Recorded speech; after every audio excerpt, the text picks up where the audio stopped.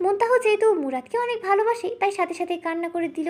বলল, পাপার সাথে ঘুরতে যাব, পাপার সাথে ঘুরতে যাব। মধুরিমা ভাবলো এই সুযোগ, উঠে বলল, ঠিক আছে চলো, তোমাকে রেডি করে নিয়ে আসি, পাপার সাথে ঘুরতে যাব। মুরাদ গলা খাকারি দিয়ে বলল, শুধু মুনতাহা তানহা আর মিরাব যাবে আমার সাথে। ওদের জ্বর প্ল্যান ছিল। আমার কাজ শেষ করে আমি ওদের ঘুরতে পাঠিয়ে দেব। মধুরিমা চুপ করে সোফায় বসে পড়ল। লজ্জা আরেকটি কথা বলতে পারলই না, কিন্তু ভিতরে ভিতরে ক্ষোভে ফেটে পড়ল। মুনতাহা ভাবলো কি এক জ্বালা, ঘুরতে যেতে চেয়েছিল মীরাব ভাইয়া আর মুনতাহার সাথে, কিন্তু বাঘের সাথে তো যেতে চায়নি। এখন তো নাও করতে পারবে না, তাহলে ধরা খেয়ে যাবে, বলবে ঘুরতে যেতে চেয়েছি, এখন না করছি কেন। বিরক্ত হয়ে দীর্ঘশ্বাস ছাড়লো তানহা। কিন্তু আধা ঘন্টা পর সবাই রেডি হয়ে বাইরে বেরিয়ে দাঁড়িয়ে আসে। গাড়ি বের করলো মুরাদ, আজ নিজে ড্রাইভ করবে। মীরা মুনতাহাকে কোলে নিয়ে আসতেই তানহা একটু আগে ছিল, এসে পিছনের দরজা খুলবে। ঠিক সেই মুহূর্তে মুরাদ বলল, আমি কি ড্রাইভার নাকি? সামনে এসে বস। কিন্তু ভাইয়া সামনে নীরব ভাইয়া। তো কে এত কথা বলতে বলো নেই, সামনে বসতে বলেছে, সামনে বস। বারবার কথা রিপিট করা আমার পছন্দ না, আর তর্ক করা মেয়ে মানুষ আমার একদমই সহ্য হয় না। তানহা আর কী করবে, বাধ্য হয়ে সামনের দরজা খুলে বসে পড়ল। মীরাব এসে দেখলো তানহা সামনে বসেছে, একটু হতাশ হলো। পিছনে দরজা খুলে মুনতাহাকে নিয়ে পিছনে বসলো মীরাব। এদিকে মুরাদের বাবা মোস্তফা মনোয়ার রুমে চুপচাপ সোফায় বসে মাথার উপরের দিকে তাকিয়ে কিছু একটা ভাবছে। সুলতানা শিরিন এসে জিজ্ঞেস করলো, কি হয়েছে, কি ভাবছেন?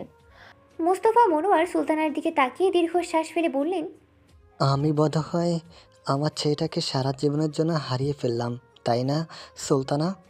ছেলেটা আমার দিকে তাকায় না পর্যন্ত। আমি যে ওর বাবা, আমার যে কতটুকু কষ্ট হয়, আমার যে বুক ফেটে যায়, তা কি তোমার ছেলে বুঝতে পারে? আমার জীবন দশায় কি আর আমার সাথে কথা বলবে না? আমি কি আক্ষেপ নিয়ে মরে যাব যে আমার ছেলে আর কোনো দিন আমার সাথে কথা বলবে না? আমি হারিয়ে ফেলেছি আমার ছেলেকে সুলতানা। সন্তানের কত ভুলে তো বাবা মা ক্ষমা করে দেয়। আমার ছেলে কি আমার একটা ভুল সিদ্ধান্ত ক্ষমা করতে পারবে না কোনো দিন? কথাগুলো বলেই চোখের পানি মুছল মোস্তফা মনোয়ার। সুলতানা শিরিন ও তারমিম শেখ বহুদিন পরে একসাথে হয়েছে দুই বোন, তাই গল্পে মেতেছে, আড্ডা দিচ্ছে। হ্যাঁ রে আপা, মুরাদ কেমন মধুরিমার থেকে সারা সারা থাকে, ঘুরতে বেরোলো দেখ, মধুরিমাকে নিয়ে গেল না, ওদের সম্পর্ক কেমন সারা সারা। আমার তো কাছ থেকে তেমন কিছু দেখতে পারিনি। বিয়ের 3 দিন পরেই তো চলে গেল, আসলো এই 6 বছর পর।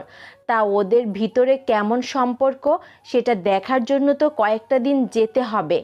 আর মধুরিমাও তো আমার কাছে কোনোদিন কিছু বলেনি। মুরাদ ছেলে, ওর কাছে কি আমি জিজ্ঞেস করতে পারি? তবে খুব হঠাৎ করে বিয়েটা হলো, এসব ভাববার সময় তো পাইনি। এখন আসছে, দেখি কি হয়। ওদিকে মধুরিমার রাগে শরীর কাঁপছে। এত বড় অপমান, ওকে নিয়ে বাইরেও যেতে পারবে না। কিন্তু ও মুরাদের স্ত্রী, সম্পূর্ণ অধিকার আছে ওর। যেভাবে হোক বিয়ে তো হয়েছে, কেন ওকে স্ত্রী হিসেবে মেনে নিচ্ছে না মুরাদ? কেন ওকে বারবার অবহেলা করা হচ্ছে? কি নেই ওর? রূপ, সৌন্দর্য, টাকা পয়সা, প্রতিপত্তি কি নেই? কিসের এত অহংকার মুরাদের? কেন ওকে গ্রহণ করছে না মুরাদ? যেই বাড়ির ছেলে মুরাদ, সেই বাড়ির মেয়ে মধুরিমা। মুরাদকে ওর কাছে হার মানতেই হবে। এতদিন না হয় দূরে দূরে ছিল, তাই কিছু করতে পারেনি মধুরিমা, কিন্তু এখন এখানেই থাকবে। তাই মুরাদকে পাওয়ার জন্য যা করা দরকার তাই করবে মধুরিমা। ভুল না হয় করেছে, কিন্তু এখন তো স্ত্রী। মনে মনে ভাবলো। মুরাদ গাড়িতে ওঠার কিছুক্ষণ আগেই সেলিম এবং ইমতিয়াজকে ফোন করে বলে রেখেছে গাড়িতে ওঠার ঠিক 20-30 মিনিটের মধ্যে ফোন দিয়ে যে কোনো একটা কাজের কথা বলতে, যেখানে কাজের জন্য পাঠাবে মিরাবকে। সাথে গাড়ি নিয়ে আসতে বলেছে।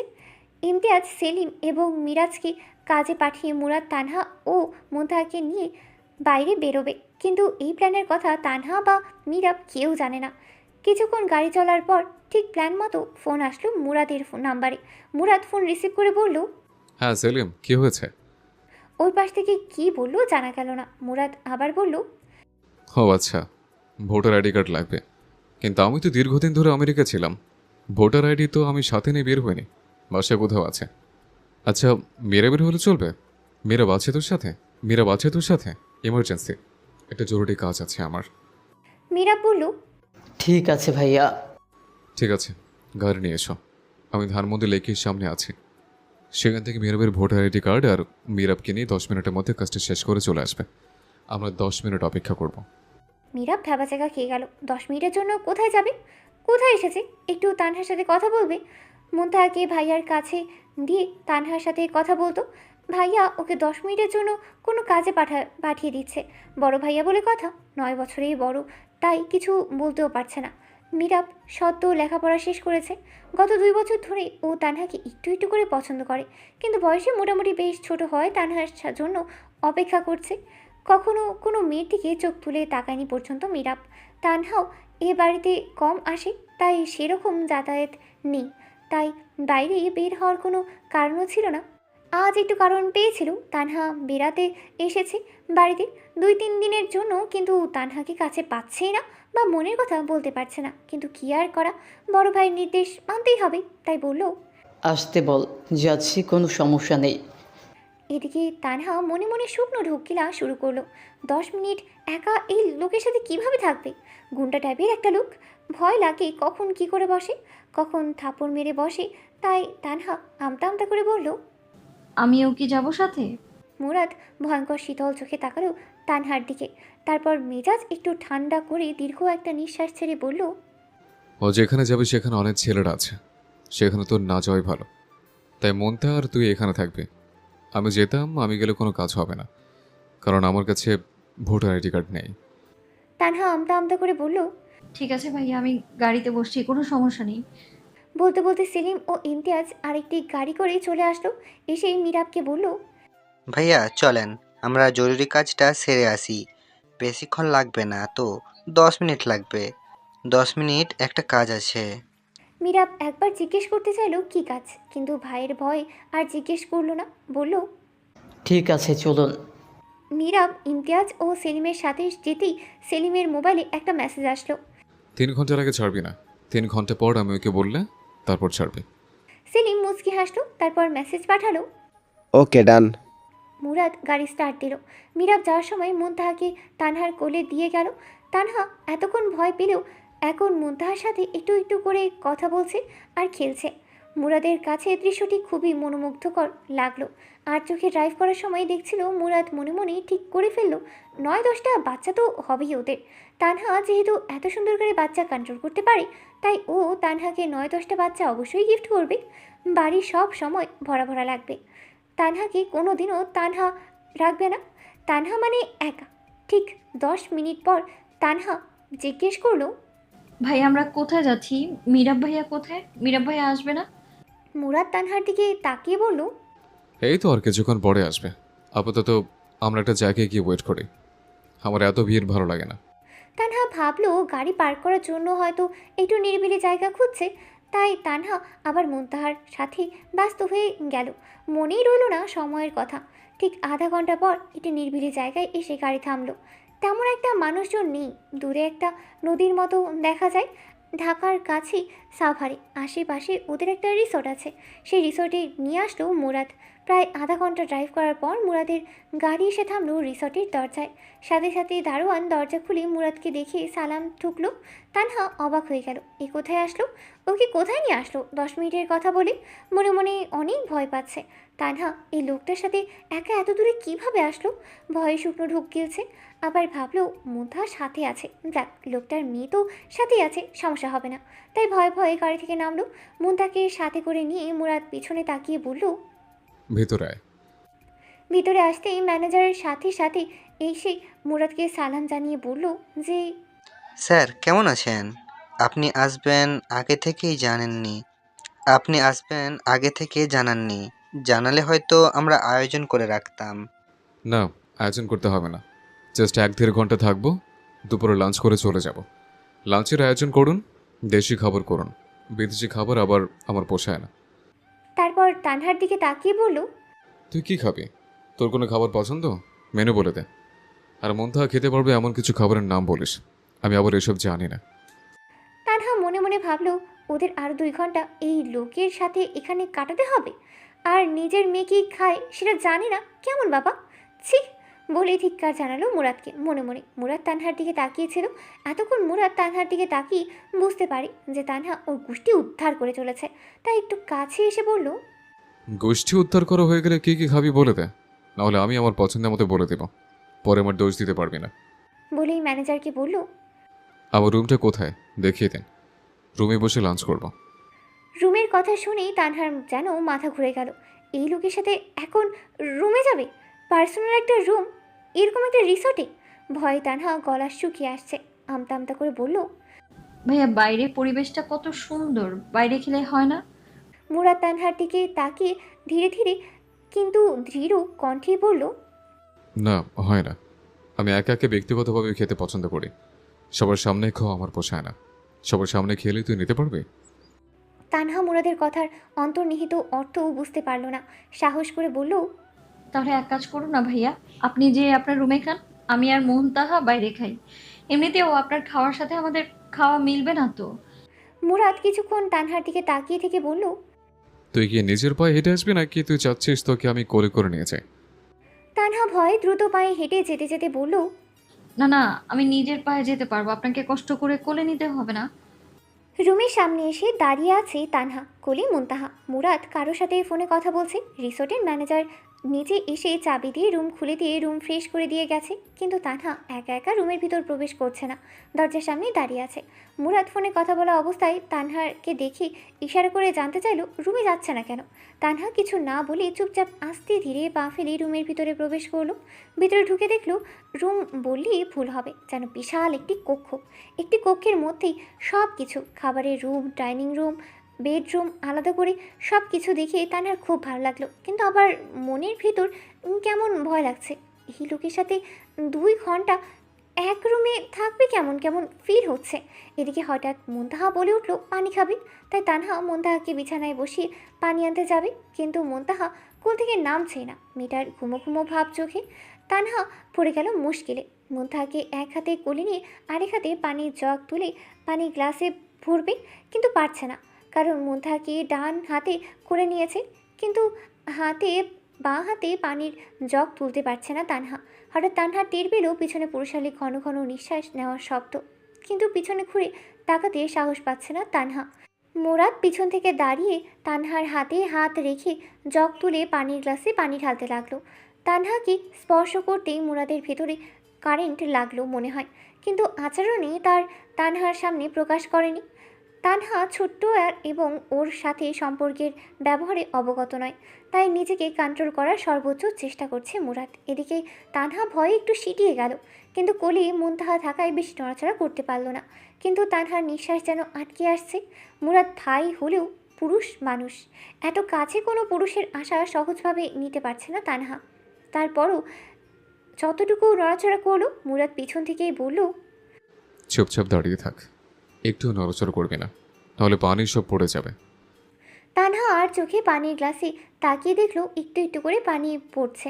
আজকে পানির গ্লাসটাও যেন তাড়াতাড়ি ভরছে না, এত আস্তে আস্তে করে ঢালছে কেন লোকটি। এদিকে ভয়ের চোটে নড়াচড়া করতেই পারছে না তানহা। যত যাই হোক, সম্পর্কে বড় ভাই হোক না কেন, একটি পুরুষ মানুষের সাথে এক রুমে এক জায়গায় এভাবে পাশাপাশি খুব ঘনিষ্ঠ হয়ে দাঁড়িয়ে থাকাটা লজ্জায় মরে যাচ্ছে তানহা। অস্বস্তি হচ্ছে খুব তানহার। গায়ের সাথে গায়ে লাগিয়ে দাঁড়িয়ে আছে মুরাদ। তানহা যেন শরীরের প্রত্যেকটা লোম খুব দাঁড়িয়ে গেল। মুরাদ তানহার অস্বস্তি বুঝতে পেরে একটু সরে দাঁড়িয়ে পানির জগটি পাশে রাখলো। তারপর বলল, গায়ের জোর তো সব মুখ দিয়ে বের হয়ে যায় কথা বলার সময়, তাই তো একটু পানি ঢেলে খাবি। এই ছোট্ট একটা জগ হাত দিয়ে তুলতে পারছিস না? খালে কি খাওয়ায় না তোকে, নাকি খালের জন্য ফ্যাক্টরির চাল কম হয়ে গেছে? সমস্যা নেই, তোকে আজকে ঠেসে ঠেসে খাওয়াবো। আমার সাথে থেকে দেশি খাবার খেয়ে খেয়ে দেশি তাকড়ার মতো হবে। তানহা মুরাদের কথা শুনে অবাক হয়ে গেল। ঠেসে ঠেসে খাওয়াবে মানে? ও তো খাওয়া দাওয়ার ব্যাপারে একটু চুসি, সব কিছু খায় না, আর খেলেও খুব অল্প পরিমাণের খায়। তানহা আমতা আমতা করে বলল, ভাই আপনি না ব্যক্তিগতভাবে খেতে পছন্দ করেন, এক কাজ করুন, আপনি অন্য রুমে বসে খান, আমি মুনতাহাকে নিয়ে অন্য রুমে বসে খাবো। হ্যাঁ, এমনিতেও মুনতাহাকে খাওয়ানোর সময় বেশি কথা বলে আপনার আবার সমস্যা হবে, তাই না? মুরাদ তানহার দিকে তাকিয়ে বলল। দুজন ওই রুমে থাকলে খাবো কিভাবে? তানহা বুঝলো না মুরাদের ডাবল মিনিং কথা, তাই বলল, কিছু বললেন? মুরাদ হালকা একটু কেশে বলল, সমস্যা হবে না, একসাথে খাবি। আমার চোখের সামনে বসে থেকে খাবি, খেয়ে খেয়ে তাগড়া হতে হবে। আমার তাগড়া মেয়ে পছন্দ। শরীরটা তো চিকন চাকন থাকলে নিজের বাচ্চা জন্ম দেবে কিভাবে? নিজের থেকে ডাবল বয়সের বড় একটা লোক বিবাহিত বাচ্চাওয়ালা লোকের মুখে এই ধরনের কথা শুনে তানহার লজ্জায় যেন মরে যেতে ইচ্ছে হলো। যতই হোক খালাতো ভাই, উনি একটা পুরুষ এবং খুব একটা ঘনিষ্ঠ সম্পর্ক নেই কয়েক বছরে। মাত্র এই 2বার দেখেছে তানহা। এরকম আধবুড়ো বিবাহিত বাচ্চার বাপ এক লোকের মুখ থেকে এই কথাগুলো শুনতে তানহার কেন যেন খুব অস্বস্তি হচ্ছে। তাই আমতা আমতা করে বলল, ভাইয়া এসব কি কথা বলছেন আপনি?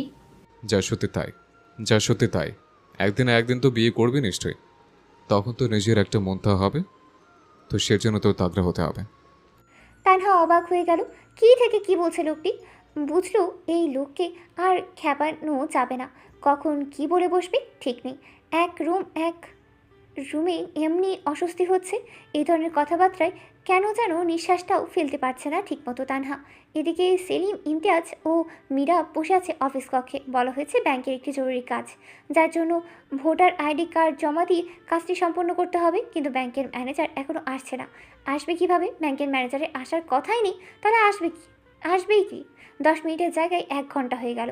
মীরা বলছে, আর কতক্ষণ এইভাবে বসে থাকবো? ভাইয়া আপা তো রাস্তায় অপেক্ষা করছে। সেলিম বলল, ভাই, আপনি টেনশন করবেন না। প্রয়োজন পড়লে তারা বাসায় চলে যাবে। আমরা নিজে গিয়ে আপনাকে বাসায় দিয়ে আসবো, কিন্তু কাজটা আজকে শেষ করতেই হবে।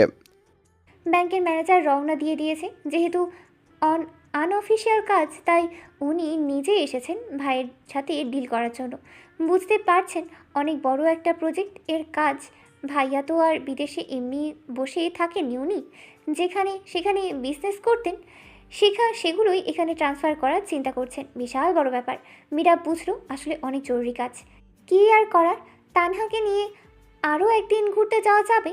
এখন থেকে তো মাঝে মধ্যে আসবে, যেহেতু আসা শুরু হয়েছে। তবে নীরবের মন খারাপ হচ্ছে, সুযোগ একটা পেয়েছিল, কিন্তু ভাইয়ের কাজের জন্য সুযোগটা কাজে লাগাতে পারলো না। কোনো সমস্যা নেই, প্রয়োজন বললে মীরাব এখন থেকে তানহাদের বাসায় যাবে। খালা তো বোনই তো, যেতেই পারে। খালা যেহেতু আছে, কেউ কিচ্ছু বলবে না। এদিকে তানহার সাথে কথাবার্তা শেষ করে মুরাদ ওয়াশরুমে গিয়ে হাত মুখ ধুয়ে ফ্রেশ হয়ে আসলো খাওয়া দাওয়ার জন্য। এসেই তানহাকে বলল, ওয়াশরুমে যা, ফ্রেশ হ, আর মনটাকে ফ্রেশ করে নিয়ে আয়। খাবার দাবার চলে আসবে, এক্ষুনি খেতে হবে। তানহা এই ঘণ্টাখানিক সময়ের মধ্যেই এত উপদেশ শুনতে শুনতে অস্থির হয়ে গেল। এই লোকটা শুধু এটা কর, সেটা কর, এভাবে কর, ওইভাবে কর, এছাড়া যেন কিছুই বলতেই পারে না। নিরিবিলি খেতে আসবে, দেশি খাবার খাবে, বউকে নিয়ে আসলেই পারতো।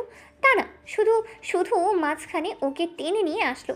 ও তো একটু ঘুরতেই চেয়েছিল। এখানে এক রুমে এই লোকের সাথে বসে থাকতে কি চেয়েছিল? মনে মনে কথাগুলো ভাবলো তানহা। মুরাদ তানহার দিকে তাকিয়ে বলল, গোষ্ঠী উদ্ধার করা বলে ওয়াশরুমে যা। আর আমি কিন্তু বলেছি, এক কথা দ্বিতীয়বার রিপিট করা আমার পছন্দ না। যেসব মেয়েরা মুখে মুখে তর্ক করে এবং কথা শোনো না, সেসব মেয়ে লোক আমার পছন্দ না। তানহা মুনতাহাকে বলল, চলো মামুনি। বলে ওয়াশরুমের দিকে যেতে যেতে মনে মনে ভাবলো, পছন্দ না হলে না হোক, এই মেয়ে লোক তো আর আপনার কপালে জুটছে না, আপনার বউ না। আপনার কপালে যে আছে আপনি তাকে পছন্দ করুন। হঠাৎ ভিতর থেকে আ করে জোরে চিৎকারের শব্দ হলে মুরাদ দৌড়ে ওয়াশরুমের সামনে গিয়ে দেখলো তানহা পা পিছলে পড়ে আছে। সামনে দাঁড়িয়ে আছে মুনতাহা। মুনতাহা মুরাদকে দেখে বলল, বাবা, মাম্মি তো পড়ে গিয়েছে। মুরাদ সাথে সাথে দৌড়ে ওয়াশরুমের ভিতরে ঢুকলো। দেখলো তানহা পুরো ভিজে গিয়েছে। শাওয়ার অন করা, নিচে সাবান পরা ছিল। তার মানে দুজন মিলে কোনো ঝামেলা বাঁধিয়েছে। মুরাদ মুনতাহাকে বলল, মামনি, তুমি একটু বাইরে যাও, আমি আম্মিকে নিয়ে আসছি। এদিকে তানহা ব্যথায় কোকাবে নাকি আম্মি বলে শুনে হতবাক হবে বুঝতেই পারছে না। তবে ব্যথা পেয়েছে কোমরে, উঠতে পারছে না। মুনতাহা বাবার কথা শুনে সুন্দর করে ওয়াশরুম থেকে বেরিয়ে বাইরে দরজার সামনে দাঁড়িয়ে রইল। মুরাদ কোনো মতে শাওয়ারটা অফ করলো। এদিকে মুরাদ কিছুটা ভিজে গিয়েছে শাওয়ারের কাছাকাছি যাওয়ায়। তানহা পুরোই ভিজে গিয়েছে। পড়ার সময় শাওয়ারের ট্যাপে চাপ লেগে সেখান থেকে পানি পড়ে পুরো শরীর ভিজে গিয়েছে তানহার। মুরাদ চোখ মিলিয়ে তাকালো তানহার দিকে। অসম্ভব সুন্দরী লাগছে তানহাকে।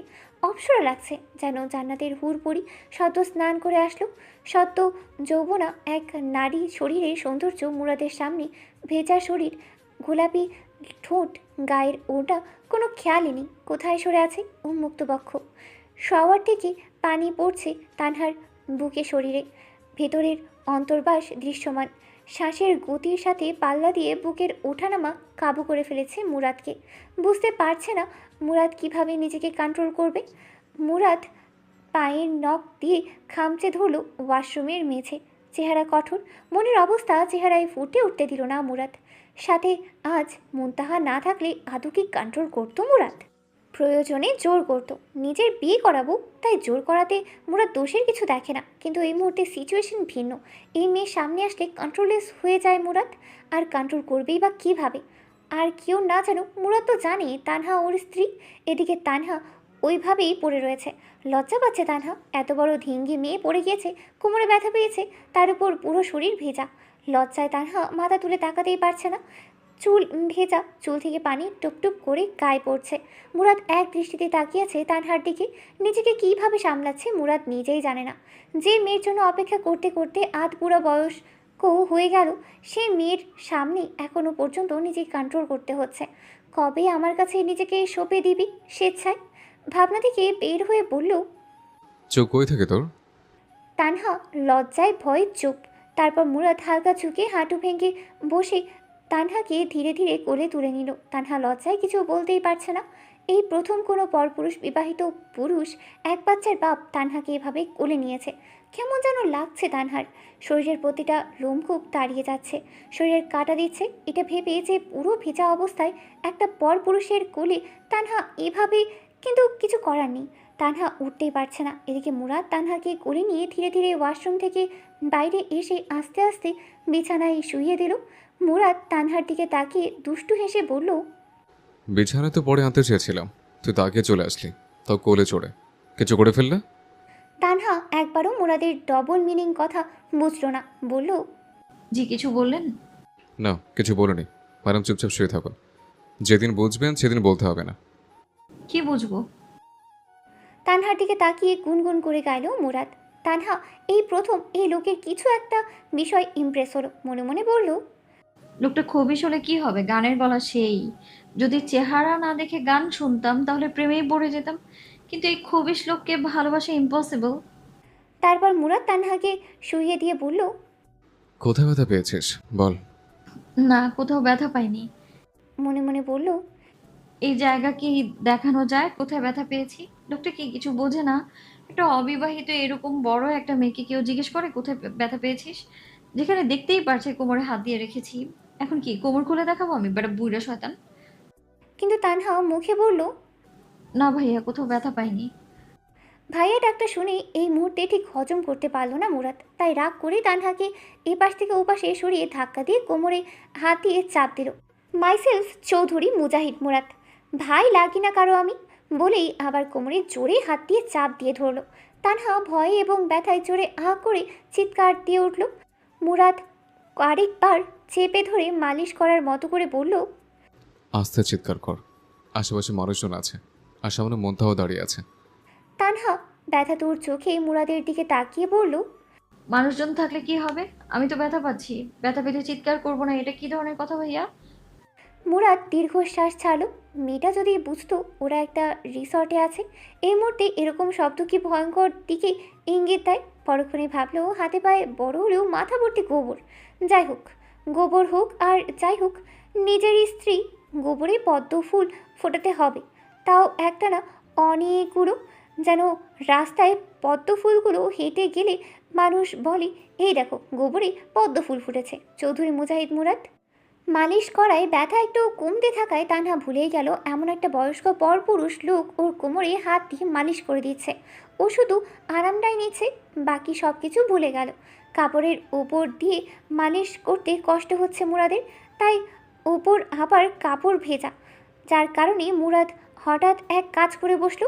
কামিজ ছড়ানোর জন্য এক পাশে একটু জোরে টান দিতেই কামিজের এক পাশ ছিঁড়ে গেল। তানহা মুরাদ কোমর স্পর্শ করতে কেঁপে ওঠে। পরক্ষণে যখন দেখল জামা এক পাশ ছিঁড়ে ফেলেছে, ভয়ে চিৎকার দিয়ে উঠল। মুরাদ কোনো মতে তানহার মুখ চেপে ধরলো। কি করছিস? চিৎকার করছিস কেন? এখন লোকজন জড়ো হয়ে যাবে, চুপ কর। এদিকে মুনতাহা কেঁদে উঠল। তানহাকে মুখ চেপে ধরায় বলতে লাগলো, পাপা মাম্মিকে চেপে ধরেছে। মুরাদ মুনতাহাকে বলল। না তো, মারেনি তো। এটা বড়রাই এভাবে আদর করে। মুনতাহা থামলো, চোখের পানি মুছতে মুছতে বলল, তাই? মুরাদ বলল, হ্যাঁ তাই, আদর করছি, আদর। আপনি আমার জামা কেন ছিলেন? বললেই তো আমি সরিয়ে দিতাম। আমার কত প্রিয় এই জামাটা ছিল জানেন? চিৎকার করে বলল তানহা। এত জোরে কথাটা বলায় মুরাদ আবার মুখ চেপে বলল, শ্শ্, পুরো শোরুম কিনে দেবো বোন, তুই চুপ কর। মানুষ ভাববে কি ভাববে? পালাং তোর রোমান্স চলছে ভিতরে। একটু আস্তে এবং হিন্দিতে বলল মুরাদ, যেন মুনতাহা না শোনে, আর শুনলেও যেন কাউকে বলতে না পারে। কথাটি আস্তে করে বললেও তানহা বুঝতে পারলো। হিন্দি ভালোই বুঝতে পারে তানহা। শুনেই লজ্জায় লাল নীল হয়ে গেল। কি বলছে এই অর্ধবয়স্ক বেটা, তাও আবার নিজের মেয়ের সামনে! ছি, মনে মনে ভাবলেও তানহা। এত কিছুর মধ্যে হঠাৎ শব্দে পিছনে তাকালো মুরাদ। দেখলো খাবারের ট্রলি নিয়ে রিসর্টের লোক এসে দাঁড়িয়ে আছে। মুরাদের এক হাত তানহার কোমরে, আরেক হাত ওর মুখ চেপে ধরার কারণে ওর গলার কাছাকাছি। এমন একটা সিচুয়েশনে পড়বে তানহার জন্য বুঝতেই পারেনি মুরাদ। লোকটির হাত থরথর করে কাঁপছে। মালিক দরজা খোলা রেখে এইভাবে একটা মেয়ের সাথে অন্তরঙ্গ অবস্থায় দেখে লজ্জায় হাত পা কাঁপাকাঁপি শুরু হয়ে গেছে লোকটির। মুরাদ সাথে সাথে তানহাকে আড়াল করে ঠিক করে বসলো, যাতে তানহাকে ওইরকম অবস্থায় দেখে না যায়। তারপর হাতের কাছে থেকে একটি চাদর নিয়ে তানহাকে ঢেকে দিল। তারপর হোটেলে সেই লোককে বলল, আপনি যেতে পারেন, আমি বাকিটুকু ভিতরে নিয়ে আসতে পারবো। বলার সাথে সাথেই লোকটি আর এক মুহূর্ত রুমের ভিতরে দাঁড়ালো না, বাইরে চলে গেল। যাওয়ার আগে অবশ্যই দরজা লক করে দিয়ে গেল। মুরাদ পরিস্থিতি নর্মাল করার জন্য বলল, উঠে বসতে পারবি নাকি শুয়ে শুয়ে খাবি? ক্ষুধা পেয়েছে আমার, এত রং ঢং করার সময় নেই, তাড়াতাড়ি উঠ। তারপর খাবারের ট্রলির সামনে এনে টেবিলে সার্ভ করতে লাগলো মুনতাহাকে নিয়ে। একটি চেয়ারে বসিয়ে দিল। এদিকে তানহা উঠার চেষ্টা করছে, কিন্তু কোমরে যথেষ্ট ভালো চোট পেয়েছে, তাই উঠতে পারছে না। মুরাদ আর চোখে দূর থেকে দেখছে, কিন্তু মুখে কিছু বলছে না। মুনতাহার জন্য নর্মাল কম ঝাল দিয়ে ভেজিটেবল এবং চিকেন খিচুড়ি বানিয়ে এনেছে। তানহা উঠতে পারছে না, তাই দূর থেকে দেখে মুরাদ বলল, শুয়ে থাক, আমি মুনতাহাকে খাইয়ে দিচ্ছি। কোনো বাচ্চাকে বাকি রাখবো না, সব বাচ্চাকে খাইয়ে দেবো আজকে। তানহা মুরাদের কথা শুনে চোখ শুরু করে তাকালো। তার মানে কি তানহা কেউ বাচ্চা বলল? অবশ্য বাচ্চাই তো, সে বয়স্ক, আধবুড়া খবিশ বিবাহিত বাচ্চার বাপ একটা লোক, তার কাছে তো তানহা বাচ্চাই, মনে মনে ভাবলো তানহা। আর ওনার কি জন্যই তো তানহার আজকে এই অবস্থা হয়েছে। না বেড়াতে এখানে নিয়ে আসতো, না এখানে এনে জোর করে ওয়াশরুমে পাঠাতো, না পড়ে কোমরটা ব্যথা পেত তানহা।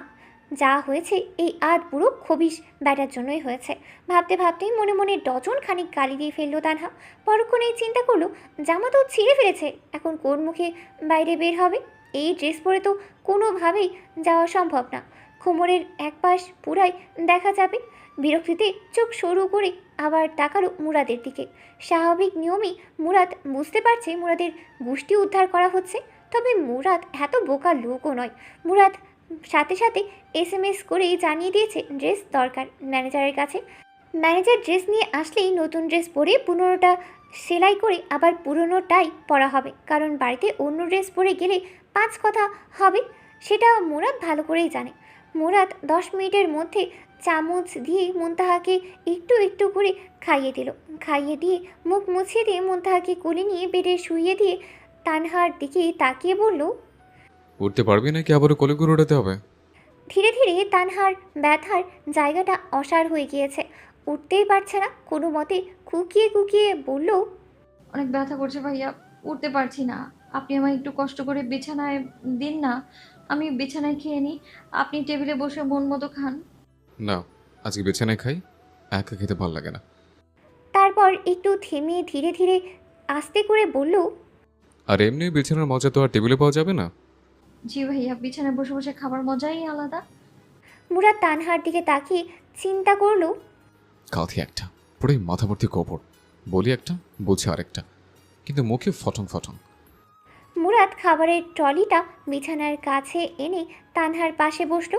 তারপর নিজের পছন্দ সব খাবার প্লেটে সাজিয়ে তানহাকে খাইয়ে দেওয়ার জন্য বলল, একটু উঠে বস, শুয়ে শুয়ে খেতে হয় না। তানহা অবাক হয়ে বলল, নানা ভাইয়া আমাকে দিন, আমি চামচ দিয়ে খাই। এই খাবার চামচ দিয়ে খাওয়া যাবে না, এই খাবার চামচ দিয়ে খাওয়া যাবে না, এটা চাইনিজ না। এই খাবার হাত দিয়ে খেলে মজা পাওয়া যায়, আর আমার হাত দিয়ে খেলে তো 200% মজা পাবে। বারবার চেটে পড়ে খেতে মন চাইবে তোর। তানহা মনে মনে ভাবলো, এ লোকের আঙুল চেটে খাবো আমি? পারলে 3টা কামড় না দিয়ে দিই আবার। কামড় দিস, কামড় দিস, চাটের সাথে সাথে মাঝে মধ্যে কামড় দিলেও মজা লাগে। তানহার দিকে তাকিয়ে বলল। তানহা কাশি উঠে গেল মুরাদের কথা শুনে। এই লোক বুঝে কিভাবে তানহার এ ধরনের কথাবার্তা? তানহা ভাবলো, ছি, মুরাদ ভাই বুঝে গেল তানহা এইসব বিষয়ে কথা ভাবছিল। লজ্জায় চুপচাপ উঠে বসলো তানহা। তারপর মুরাদের দিকে তাকিয়ে বলল, আমি তো হালকা একটু উঠে বসেছি, দিন আমার হাতে, আমি মেখে খেয়ে নিই। থাপ্পড় খাবি? আমি যে বলছি আমি খাইয়ে দেবো, ভাল লাগছে না? বারবার একই কথা বলতে হয় কেন? মেয়ে লোকের সাথে এত কথা বলে আমার পছন্দ না, কথা রিপিট করতে একদমই পছন্দ না। চুপচাপ খা, বেয়াদব। মুরাদ সুন্দর করে তানহাকে মেখে মেখে খাওয়াতে লাগলো। মুরাদের মনে মনে খুব ভালো লাগছে তানহাকে নিজের এত কাছে পাওয়ার কারণে। নিজের ভালোবাসার মানুষ, নিজের শখের নারীকে এভাবে নিজের হাতে খাইয়ে দিতে পেরে মুরাদের খুব ভালো লাগছে। আজ মুরাদের একটি বিশেষ দিন। এই দিনটির জন্য না জানি কত দিন, কত মাস, কত বছর অপেক্ষা করেছে মুরাদ। বেয়াদব মেয়েটা যদি জানতো তাহলে মুরাদের পা ধরে বসে থাকতো। যদি জানতো তানহার জন্য মুরাদ ঠিক কী কী স্যাক্রিফাইস করেছে, জীবন থেকে কী কী মিস করেছে, তাহলে গলায় ঝুলে বসে থাকতো। জীবনে ঘুরে ঘুরে 33টি বসন্ত পার করে ফেললো মুরাদ, অথচ এখনও কোনো নারীর সান্নিধ্য গ্রহণ করেনি এই বেয়াদব মেয়েটার জন্য। মেয়েটা এখনও কিছু বুঝতেই পারে না, ভাইয়া ভাইয়া বলে গলা ফাটায়। যদি জানতো নিজের স্বামীকে দিন রাত ভাইয়া বলছে তাহলে গলা ধরে 33টা চুমু দিত। এসব ভাবনা চিন্তার মধ্যে তানহা ভুলে কামড় বসিয়ে দিল। মুরাদ আ করে শব্দ করে উঠল। ধ্যান অন্যদিকে থাকার জন্য ব্যথাটা জোরেই লেগেছে মুরাদের। মুরাদ সাথে সাথে হাত বের করে দেখল একটু রক্ত বের হচ্ছে। হাতটির সাথে সাথে মুরাদ নিজের মুখের মধ্যে নিয়ে ফেলল। তানহা অবাক হয়ে গেল। ঝুটা হাত তার উপর আবার ডিরেক্ট তানহার মুখ থেকে বের করে নিজের মুখে দিয়ে ফেলল। মুরাদ লোকটার কি কোনো ঘৃণা লাগে না? তানহা তো জীবনেও এই লোকের মুখের কিছু খেত না। মুরাদের হাতে রক্ত দেখে খারাপ লাগলো তানহার। ভুল করে হলেও এত জোরে কামড় দিয়ে রক্ত বের করে ফেলেছে তানহা, যার জন্য তানহা মনে মনে অনুতপ্ত হলো। মুরাদের দিকে তাকিয়ে বলল, সরি ভাইয়া, বুঝিনি কামড়টা এত জোরে লেগে যাবে। মুরাদ তানহার দিকে তাকিয়ে থেকে হালকা একটু ঝুঁকে কানের কাছে মুখ নিয়ে ফিসফিস করে বলল, কোনো কিছু আমি ঋণ রাখি না। এই কামড়টা তুই শোধে আসলে ফেরত পাবি, একটার বদলে অনেকগুলো পাবি। আর সেদিন আমিও তোকে কামড়ে কামড়ে সরি বলবো, মাফ করে দিস। কথাগুলো শুনেই তানহা মুরাদের দিকে চট করে তাকালো। কি বললো লোকটা? ছি, আপন খালাতো ভাই, তার উপর বয়সের এত ব্যবধান, বিবাহিত বাচ্চার বাপ, বয়স্ক একটা লোক কিভাবে এত ছোট বাচ্চা একটা মেয়ের কানে কানে এই ধরনের কথা বলল? ভাবতেই গা গলিয়ে আসলো তানহার। এদিকে মুরাদ মনে মনে বলল, তানহা বেবি, শুধু ভাবনা নয়, তোর সাথে আমি আরও কী করতে পারি তুই যখন জানবি তখন কপাল চাপড়াবি যে কেন আমি এই লোককে এত বাজে বাজে কথা বলেছি। আমার সংসারে করতে হবে, আমার সংসারে করতে হবে, আমার মতো লোকের সাথেই থাকতে হবে। বয়সে আমি যতই বড় হই আমার সাথে ঘুমাবি, আমার বাচ্চার জন্ম দিবি, লালন পালন করবি।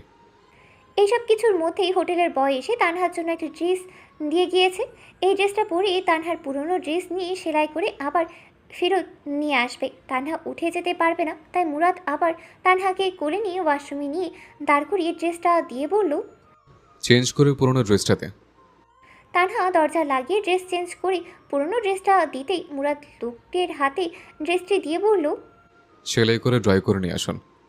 তানহা নতুন ড্রেস পরে বের হতেই মুরাদ এক দৃষ্টিতেই তাকিয়ে আছে তানহার দিকে। এত সুন্দর, মাশাল্লাহ, চোখের নজর যেন সরতেই পারছে না এই মেয়েটির থেকে।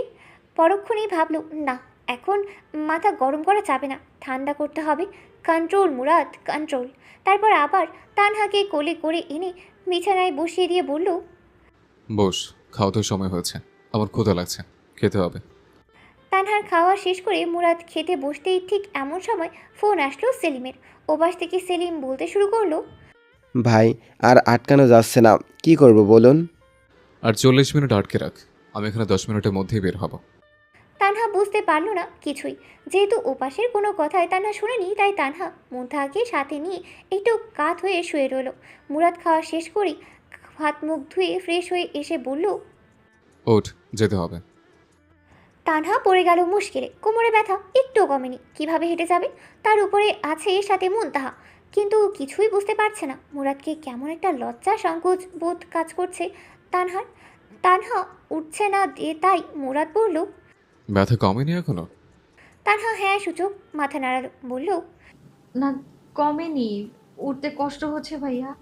মুরাদ সময় নষ্ট না করে সাথে সাথে ফোন দিল ম্যানেজারকে একটি লোক পাঠানোর জন্য। ওই লোক মুনতাহাকে করে করে নিয়ে যাবে আর মুরাদ তানহাকে ধরে নিয়ে যাবে। ফোন দেওয়ার 2 মিনিটের মধ্যেই লোক এসে পড়ল আর তার কোলে মুনতাহাকে দিয়ে বলল। গাড়ি পর্যন্ত নিয়ে যান, আমি আসছি। তারপর তানহার দিকে চেয়ে বলল। আমি ধরলে হেঁটে যেতে পারবে? তানহা হালকা বেড থেকে নামার চেষ্টা করে দেখল না, কোনোভাবেই পারছে না। অসহায় চোখে তাকালো মুরাদের দিকে। মুরাদ বুঝতে পারলো শার্টের হাতা গুটিয়ে রেডি হয়ে হেঁটে চলে আসলো তানহার কাছে।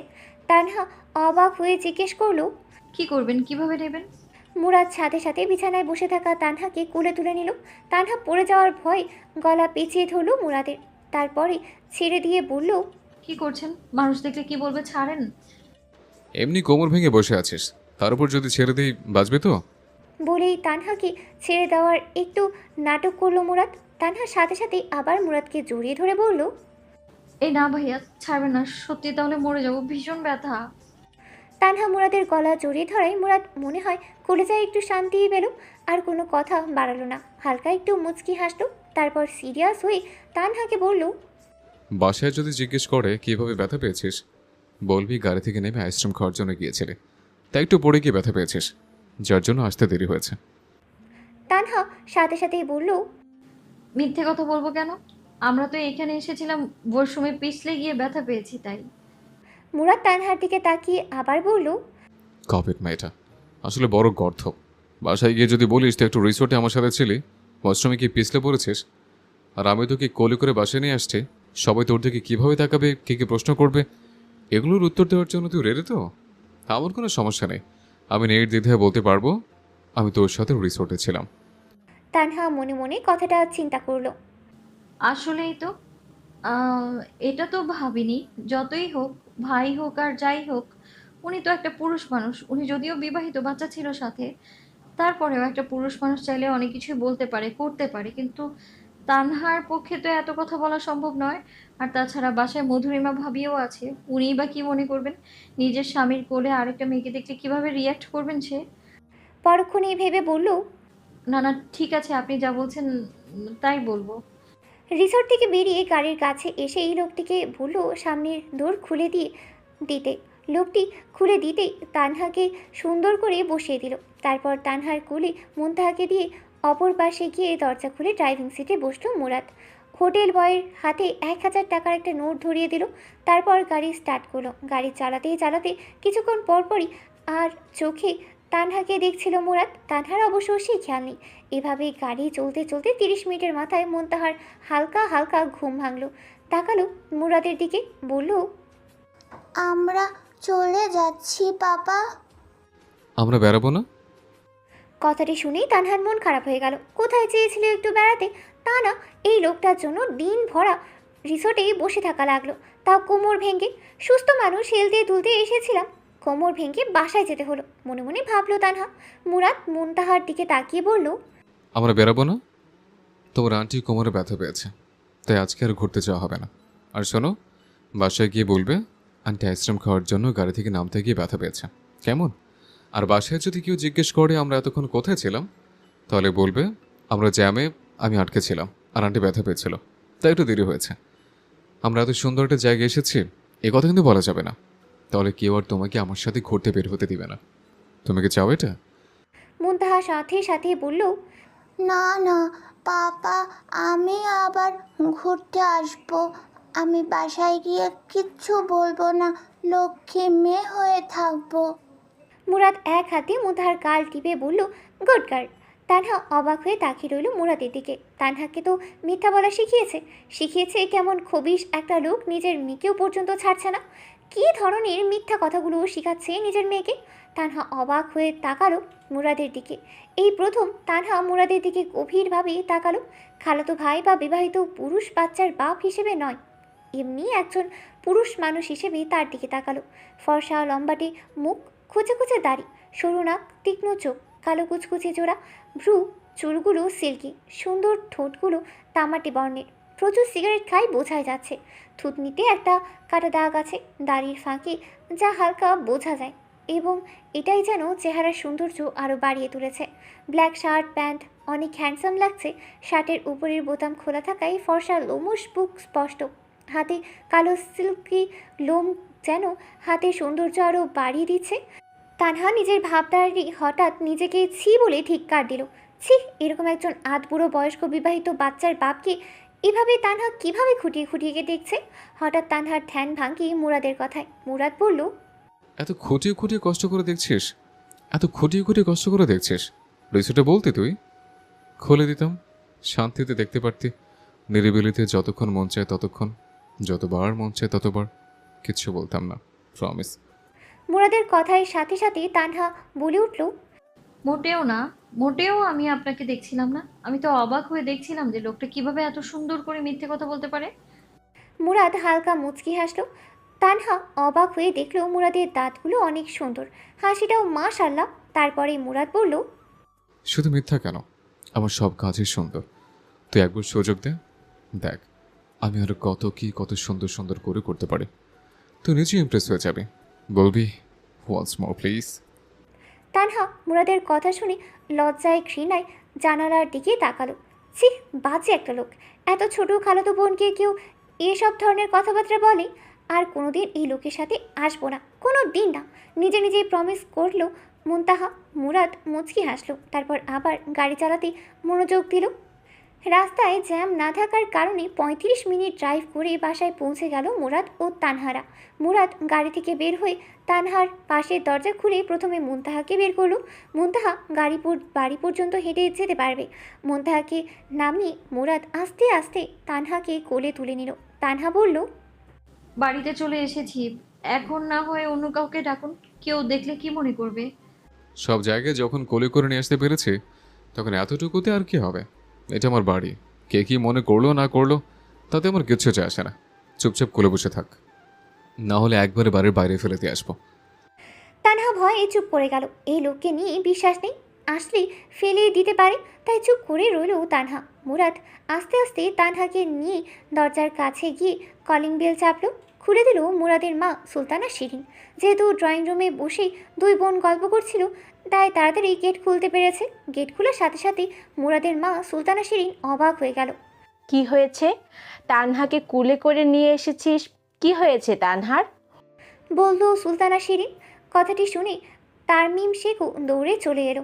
কি হয়েছে তানহার বাবা মুরাদ? ওকে কোলে নিয়ে এসিস কেন? কোথাও ব্যথা পেয়েছে? মুরাদ দুজনের দিকে তাকিয়ে বলল, এত কথা বলার সময় নেই, শখ হয়েছে করে নেওয়ার। এমনি 8 বস্তা একটা করে নিয়ে দাঁড়িয়ে আছে, তাদের রাস্তা ছাড়ো, উপরে নিয়ে যাচ্ছে। রুমের কি হয়েছে মুনতাহাকে জিজ্ঞেস করো। মুনতাহা, বলতো কি হয়েছিল? আটার বস্তা? আমি বুইড়া বেড়া গায়ে জোর নাই, আমার মতো ফুলের চেয়ে হালকা একটা মেয়েকে বলে আটার বস্তা? মনে মনে বলল তানহা। মুনতাহা পাপার দিকে তাকিয়ে বুঝতে পারল মুনতাহাকে এখন কি করতে হবে, তাই শেখানো বুড়িটাই ছেড়ে দিল। বলল, আইসক্রিম খেতে চেয়েছিল, গাড়ি থেকে নামার সময় ধপাস করে পড়ে গিয়ে ব্যথা পেয়েছে ফুপি। সাথে সাথেই তারমিম শেখ শুরু হয়ে গেল। মুরাদ তানহাকে কোলে নিয়ে উপরের দিকে যাচ্ছে, এদিকে তারমিম শেখ ও সুলতানাও পেছন পেছনে যাচ্ছে। তারমিম শেখ বলছে, এই একটা মেয়ে সারাদিন এদিক ওদিক দৌড়াদৌড়ি, বাপের জন্য কিছু বলতেও পারি না। এখন হয়েছে তো শান্তি, হয়েছে তো কোমর ভেঙে বসে থাক, কে তোকে বিয়ে করবে? কথাটি শুনে তানহা কিছু বলবে তার আগেই মুরাদ বলে বসলো, বিয়ে দেওয়ার দরকার নেই। হ্যাঁ, তাই চিন্তা করছি, বিয়ে দিয়ে কি করব? যেখানেই দেই 2 দিন পরে ফেরত দিয়ে বলবে আপনাদের মাল আপনারাই রাখুন। হ্যাঁ, সেজন্য তো বললাম খারাপনি, বিয়ে দেওয়ারই দরকার নেই, যার মাল তার কাছে দিয়ে দিলেই হবে। তানহার দিকে তাকিয়ে বলল মুরাদ। না, মায়ের কথাগুলো শুনে মুরাদের সামনে, খালার সামনে লজ্জায় অপমানে জর্জরিত হয়ে গেল তানহা। বাড়িতে বলে বলে ঠিক আছে, তাই বলে আরেকজনের বাসায় এসেও বলবে? মনে মনে ভাবলো তানহা। ঠিক এমন সময় লাস্ট সিঁড়িটা পা রাখবে মুরাদ, তখনই মধুরিমা দরজা খুলে বের হলো। মধুরিমা তানহাকে মুরাদের কোলে দেখে অবাক হয়ে গেল। তানহাও লজ্জায় এবং ভয়ে কাচুমাচু হয়ে গেল। যতই ভাই হোক না কেন, মধুরিমা মুরাদ ভাইয়ের স্ত্রী। কোনো স্ত্রী এটা মানবে না তার স্বামী কোলে অন্য কেউ। মুরাদ এর কোনো প্রতিক্রিয়া নেই। ও চুপচাপ তানহাকে নিয়ে তানহার রুমে চলে গেল। তানহা ও তারমিম শেখ থাকছে মুরাদের পাশে যে গেস্ট রুম আছে সেটাতে। তাই মুরাদ ভালো করে জানে কোথায় যেতে হবে। মধুরিমাকে পাশ কাটিয়ে তানহাকে নিয়ে রুমে ঢুকলো মুরাদ। সাথে সাথে সুলতানা শিরিন ও তারমিম শেখ পেছন পেছন, মধুরিমাও মুনতাহাও আসলো। ঠিক 2 মিনিটের মাথায় মীরাবও তড়িঘড়ি করে রুমে এসে দেখলো তানহার এই অবস্থা। সাথে সাথে মুরাদকে বলল, কি হয়েছে ভাইয়া? তানহার কি হয়েছে? মুরাদ মীরাবের দিকে তাকিয়ে একটু বিরক্ত হলো। তানহাকে নিয়ে মীরাবের এই চিন্তা ভালো লাগছে না মুরাদের। তারপর বলল, আইসক্রিম খেতে গিয়ে পড়ে গিয়েছিল, গাড়ি থেকে নামার সময়তে ব্যথা পেয়েছে, এর জন্য দেরি হয়েছে। তানহা জানে মুরাদ যা বলছে সব মিথ্যা কথা, কিন্তু এটা প্রকাশ করে বলতেও পারছে না, কারণ এখানে ওর মান সম্মানও জড়িত। তানহা শুধু ভাবছে মধুরিমা ভাবি কি ভাবছে। এদিকে মধুরিমা এখন মনে মনে খুব বিরক্ত হচ্ছে। একদিনও হয়নি এসেছে, পুরো মুরাদকে ক্যাপচার করে রেখেছে। তানহা মুরাদের সমস্ত মনোযোগ যেন শুধু তানহার দিকে। মুরাদ তো কখনো এরকম ছিল না। ছোটবেলা থেকেই একসাথে বড় হয়েছে, বড় ভাইয়ের মতোই ছিল। কখনো কারো দিকে ঘরে বা বাইরে কারোর দিকে চোখ তুলে তাকায়নি পর্যন্ত মুরাদ। ছোটবেলায় দেখেছে মধুরিমা চাইলেও কোনো মেয়ে বা মধুরিমার কোনো বান্ধবী পর্যন্ত মুরাদের কাছাকাছি ঘেঁষতে পারতো না। মেয়েদের সান্নিধ্য থেকে শত হাত দূরে থাকতো মুরাদ। তাহলে এখন কি হয়েছে? এত ছোট্ট একটা মেয়ের বয়সী অর্ধেক তাকে কোলে নিয়ে প্যাম্পার করে যাচ্ছে মুরাদ। এটা কি শুধুমাত্র ছোট বোন হিসেবে, নাকি অন্য কোনো কারণ আছে? বুঝতে পারছে না মধুরিমা। পরক্ষণে মধুরিমা চিন্তা করলো, না, অন্য কী কারণ থাকবে। মুরাদ বিবাহিত, এক বাচ্চা আছে, সবাই এটাই জানে, তানহাও তাই জানে। তাই সেখানে পারিবারিকভাবে তো কিছু হওয়া সম্ভব নয়। মুরাদের মতো বলিষ্ঠ একজন পুরুষ, 33 বছর যার, সে কিভাবে 17-18 বছর একটা মেয়ের দিকে চোখ তুলে তাকাতে পারে? মুরাদ তো এরকম নয়। মুরাদের রুচি আসবে না তানহার প্রতি। অত সমবয়সী মেয়ে পছন্দ করার কথা। তানহার মতো অল্প বয়সী মেয়ে ন্যাকামো মুরাদের তো সহ্য করার কথা না। মুরাদ অন্যরকম, সবসময় একা থাকতে পছন্দ করে। সেখানে তানহা খুব দুষ্টু প্রকৃতির মেয়ে।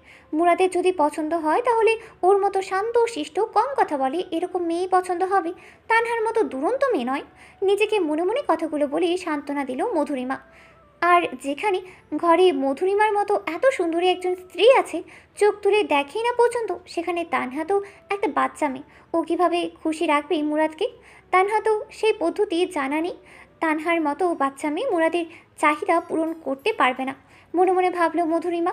তারমিম শেখ জোরে জোরে তানহাকে বকেই যাচ্ছে। তারমিম শেখের জোরে কথা বলায় মধুরিমার ধ্যান ভাঙল। তারপর কাছে এসে বলল, কিভাবে ব্যথা পেলে তানহা? তানহা হকচকিয়ে গেল মধুরিমার প্রশ্নে।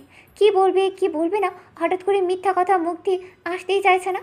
তারপর মুরাদের চোখের দিকে তাকিয়ে আমতা আমতা করে বলল, আইসক্রিম খেতে চেয়েছিলাম, নামার সময় গাড়ি থেকে পড়ে গিয়েছি।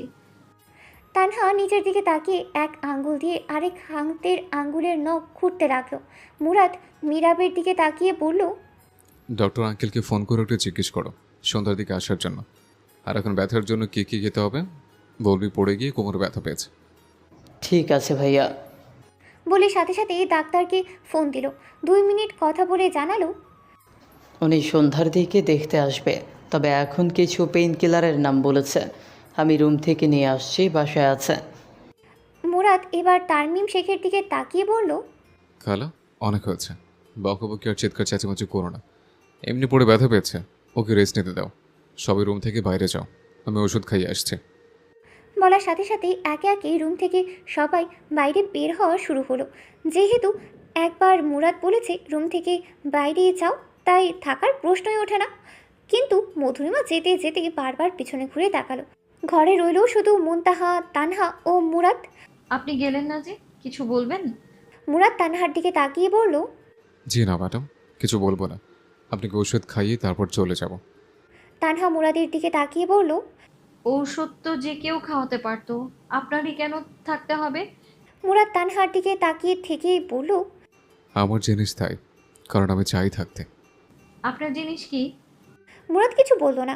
মীরাব ওষুধ নিয়ে ভিতরে আসলো, দেখলো বাকি সবাই চলে গিয়েছে। মুরাদের হাতে ওষুধ দিয়ে বলল, আমি পানি আনছি, দাঁড়াও। পানি এনে দিতেই মুরাদ মুনতাহাকে ওষুধ খুলে দিয়ে বলল, এক্ষুনি খা, খেয়ে ঘুমিয়ে থাকবি। কি বলেছি কথা ক্লিয়ার? ডাক্তার আসার আগ পর্যন্ত এক পাওয়া যেন বিছানা থেকে নামতে না দেখি। বাসায় আছে। তানহা ভয়ে ভয়ে বলল, ঠিক আছে ভাইয়া, নামবো না। বলেই হাত থেকে ওষুধ নিয়ে পানি দিয়ে সাথে সাথে খেয়ে ফেললো তানহা।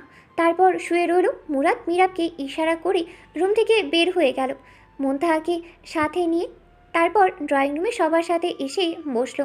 এসেই মায়ের দিকে তাকিয়ে বলল, মা, আমাকে এক কাপ কফি দাও, মাথাটা খুব ধরেছে। 5 মিনিটের মধ্যে মা সুলতানা শিরিন কফি তৈরি করে মুরাদের সামনে এসে ধরল। মুরাদ কফির মগ চুমুক দিতে দিতে বলল, মিরাব, অনেকদিন হয়েছে পড়া শেষ, এখন কি করার প্ল্যান আছে? বাবা যা সিদ্ধান্ত নিবে তাই। এখনও এসব কিছু নিয়ে ভাবিনি ভাইয়া, মাত্রই তো শেষ করলাম। কিছুদিন একটু ঘুরে ফিরে এনজয় করি, তারপর না হয় চিন্তা করে দেখব কি করব। মুরাদ জানে মিরাবের মনের মধ্যে কী চলছে, তাই হালকা একটু কেসে বলল, আমি চাচ্ছি তুই আমেরিকা যা, বিজনেসের ওপর হায়ার এডুকেশন নিয়ে আয়। আমি তো ব্যবসার হাল ধরবো না, আমার কাজ হচ্ছে রাজনীতি। আমি রাজনীতি করব, তুই বাবার ব্যবসা বাণিজ্য দেখবি, আমার দ্বারা ব্যবসা হবে না। ছোটোবেলা থেকে রাজনীতি আমার নেশা, তাই আমি রাজনীতি করব। তুই বরং বাবার ব্যবসা দেখাশোনা করার জন্য নিজেকে যোগ্য করে নিয়ে আয়। মুরাদ চাচ্ছে মিরাবকে তাড়াতাড়ি দেশের বাইরে পাঠিয়ে দিতে, কারণ ও চাচ্ছে না আর যাই হোক ভাই ভাইয়ে তানহাকে নিয়ে কোনো ঝামেলা হোক। তানহা ওর বিবাহিত স্ত্রী ঠিক আছে, এখনও কেউ জানে না ওর সাথে বিয়ে হয়েছে। তানহারও মনে নেই, কিন্তু ও তানহাকে আবার বিয়ে করবে। কিন্তু যদি মিরাবের মনে তানহাকে নিয়ে কোনো অনুভূতি অবশিষ্ট থাকে তাহলে মুরাদের খারাপ লাগবে। কিন্তু কিছু করার নেই, তানহাকে ছাড়া সম্ভব নয় মুরাদের পক্ষে, দুনিয়ার কারোর জন্যই সম্ভব নয়। এমনকি নিজের জীবন দিয়ে দিবে, তারপরও তানহাকে ছাড়া সম্ভব নয়। তানহা নিজেও যদি ছুটতে চায় তারপরও সম্ভব নয়। মনে মনে মিরাবের দিকে তাকিয়ে কথাগুলো ভাবল মুরাদ। তারপর বলল, ঠিক আছে, সময় নেই, 2 দিনের মধ্যে চিন্তা ভাবনা কর কি করবে। সুলতানা শিরিন তারমিম শেখের কাছ থেকে শোনার পর থেকে ছেলের দিকে আর মাধুরিমার দিকে একটু আর চোখে তাকাচ্ছে। খেয়াল করার চেষ্টা করছে আসলে ছেলেটা বিদেশ থেকে এসেছে, কিন্তু বইয়ের সাথে কোনো অ্যাটাচমেন্ট নেই। নিজেরও ভাবতে অবাক লাগে, এখনও পর্যন্ত সামনাসামনি একটা কথা বলতে দেখেনি, এমনকি তাকায় না পর্যন্ত। বিয়ের আগে তো কথা বলতো, নিজেরই চাচাতো বোন, তখন তো অনেক কথাবার্তা হতো। কিন্তু গতকাল আসার পর থেকে দেখছে দুজনের মধ্যে একটি কথাও নেই। মধুরিমা কেমন দূরে দূরেই থাকে, আর মুরাদ তো পাত্তাই দিচ্ছে না। মাঝে মধ্যে মুনতাহার সাথে টুকটাক কথা বললেও কারোর সাথেই তেমন কোনো কথাবার্তা বলছে না মুরাদ। বাবা মেয়ের যে অ্যাটাচমেন্ট হওয়া দরকার, বন্ডিং হওয়া দরকার, সেরকম কোনো কিছুই অনুভব করছে না সুলতানা শিরিন এসব ভাবনার মধ্যে ভাবতে ভাবতে তারমিম শেখের দিকে তাকালো। তারমিম শেখ বুঝতে পারলো সুলতানা শিরিন আসলে কি ভাবছে। ইশারা দিয়ে বোঝানোর পরে কথা বলবে। কফি খাওয়ার মাঝখানে হঠাৎ দরজায় শব্দ হলো। মুরাদ তাকিয়ে দেখলো চাচা তার পিয়ে রাকিব জামানের সাথে বাসায় প্রবেশ করছে। মুরাদ কফির মগটা টেবিলের উপর রেখে তাকালো চাচার দিকে। মাঝে মধ্যে চাচার গতিবিধি লক্ষ্য করার জন্য মুরাদ একজন লোক হায়ার করেছে। চাচা কোথায় যায়, কি করে, অবৈধ ব্যবসাগুলোতে কার কতটুকু পার্সেন্টেজ আছে এবং বৈধ ব্যবসাগুলোতে কার কতটুকু পার্সেন্টেজ, সব কিছু খোঁজখবর নেওয়া শেষ। এখন শুধু মুরাদের নজর অবৈধ ব্যবসাগুলোর দিকে, যেগুলো দিয়ে চাচাকে হ্যান্ডেল করতে পারবে। চাচা রাকিব জামান নিয়ে স্টাডিতে গেল, এটা নিয়ে মুরাদের মাথা ব্যথা নেই। কথাবার্তা যাই হোক, রাকিবের কাছ থেকে পরেই জেনে নিবে মুরাদ, সেই বিষয়ে কোনো সমস্যা নেই। কফি খাওয়া শেষ হলেই মুরাদ কফি রেখে আস্তে আস্তে উপরের দিকে হেঁটে গেল। কাউকে কিছু না বলেই মাধুরিমা আর চোখে দেখলেও মুনতাহাকে খাওয়াচ্ছে, তাই এখন উঠে যেতে পারবে না।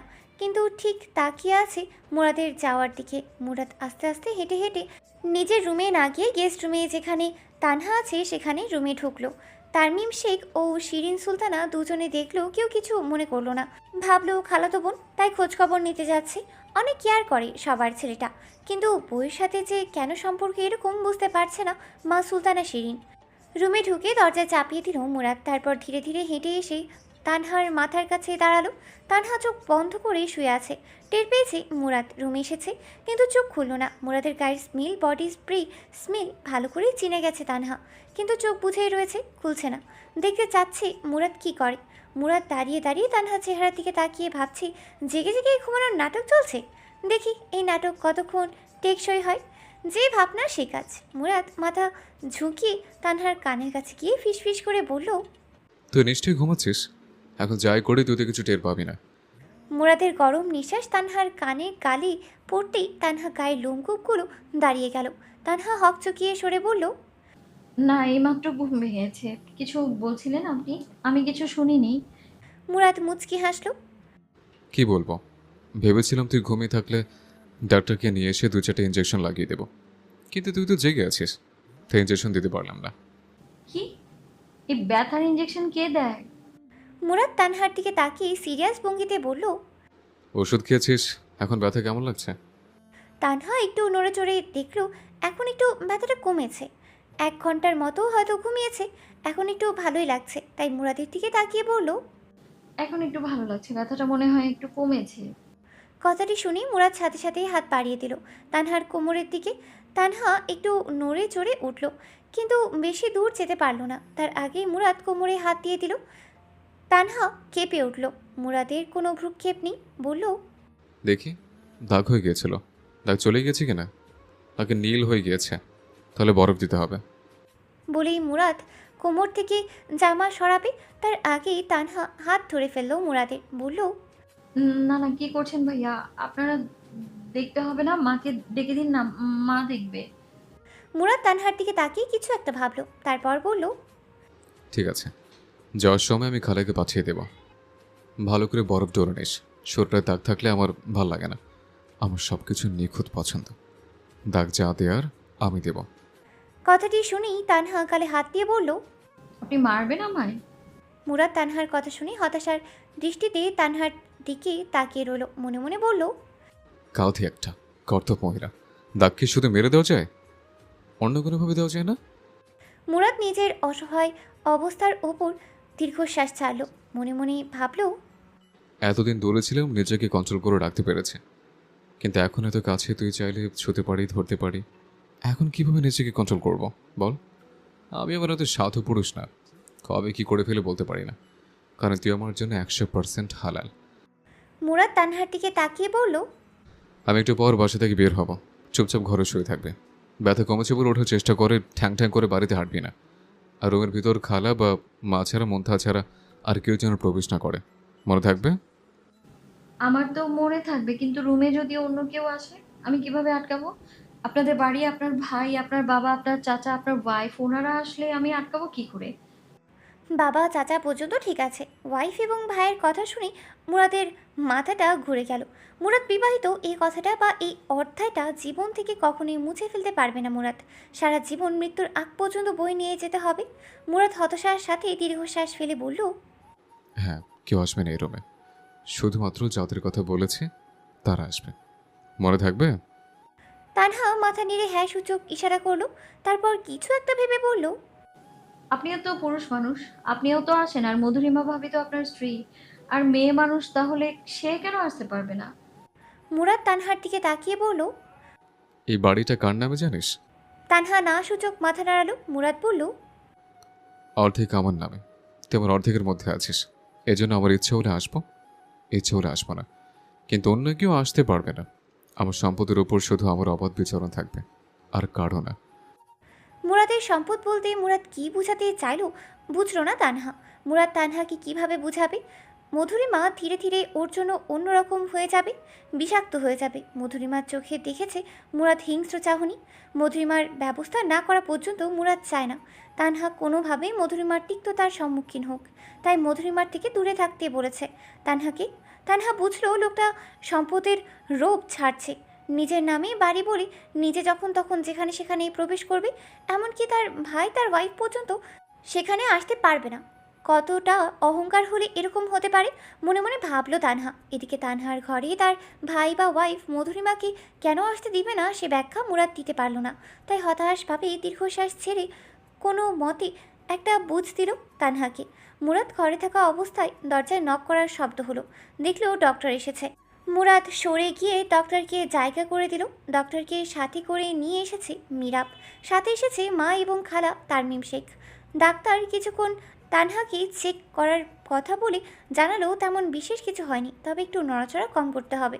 কোমরে যেহেতু চোট পেয়েছে তাই বেশি নড়াচড়া করা যাবে না, বেড রেস্টে থাকবেন।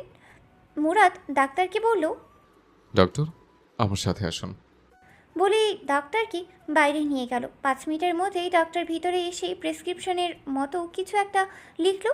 সেখানেই লিখে দিল মিনিমাম 7 দিন বেড রেস্ট, বেড থেকে ওঠা যাবে না। তানহার মা তারমিম শেখ বলল, আমরা তো আগামীকাল চলে যাব, তাহলে কিভাবে নিয়ে যাব ওকে? ওকে কোনোভাবে মুভ করানো যাবে না, বিছানায় শুয়ে থাকতে হবে। আমার সাজেশন হচ্ছে এখানে 7 দিন রাখুন। সবাই অবাক হয়ে গেল। 7 দিন বিছানায় শুয়ে থাকবে এই অল্প একটু ব্যথার জন্য? কিন্তু কেউ কিছু বলল না, যেহেতু ডাক্তার প্রেসক্রিপশন করেই দিয়েছে। চিন্তায় পড়ে গেল তারমিম শেখ। বাসায় তানহার বাবার রাগারাগি করবে, এতদিন উনি কিভাবে থাকবে একা একা। মুরাদ বাইরে চেয়ে ডাক্তারকে বলেছে, মেয়েটা খুব চঞ্চল, ব্যথা পাওয়ার পর আবার পড়ে গিয়েছিল, তাই প্রেসক্রিপশন লিখে দিন যেন 7 দিন বেড রেস্টে থাকে। বুঝতেই পারছেন, মেয়ে মানুষ, ব্যথা বেশি হয়ে গেলে সমস্যা হবে পড়ে। আর আমরা প্রেসক্রিপশন না দেখলে ডক্টরের কথা মানতে চায় না, তাই প্রেসক্রিপশনও লিখে দিন যাতে ও একটু সিরিয়াস হয়। আসলেই তাই মানুষজন প্রেসক্রিপশন না দেখলে ডক্টরের কথা মানতে চায় না। তাই প্রেসক্রিপশন লিখে দিল ডক্টর। ডক্টর এবং মুরাদের কথোপকথন কেউ শোনেনি, জানে না, তাই এটা নিয়ে কারোর কোনো মাথা ব্যথা নেই। সবাই ভেবেছে মুরাদ হয়তো আরও ভালোভাবে তানহার অবস্থা জানতে চাচ্ছে। মুরাদ প্রেসক্রিপশন হাতে নিয়ে দেখলো কয়েকটা ওষুধের নাম। মিরাবের দিকে প্রেসক্রিপশন বাড়িয়ে দিয়ে বলল, আমি একটু বাইরে যাব, জরুরি কাজ আছে। ওষুধগুলো নিয়ে এসে খালার হাতে দিবে, কেমন? মায়ের দিকে তাকিয়ে বলল,